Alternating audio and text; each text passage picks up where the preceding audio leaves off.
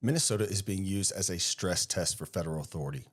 If the DOJ can investigate alleged obstruction by top state and city officials and survive the media blowback, it signals open season on every sanctuary style apparatus that has been operating with quiet confidence.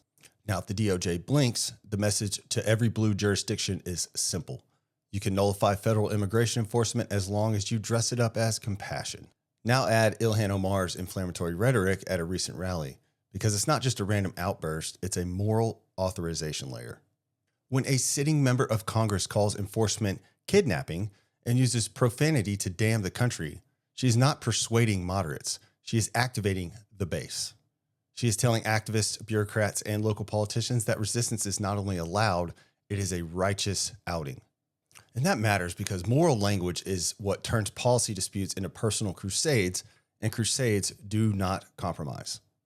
Then you have the protests going on in Minnesota. This is a pressure valve, and it is also a threat. Street action creates visuals that shape coverage, intimidate local officials, and give cover to institutional resistance.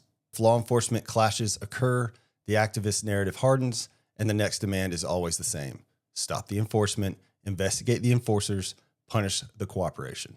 This is a loop carefully designed to exhaust the public until surrender sounds like peace. Here's what you need to notice. The same cities keep appearing in the same roles.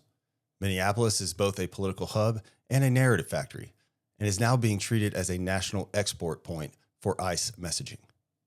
When you see DOJ subpoenas landing in that environment, you should assume that the DOJ is not only chasing individual actions, it is trying to identify the connective tissue: who coordinated, who communicated, who financed, and who gave operational direction. Now, this is where conservatives lose if we stay reactive.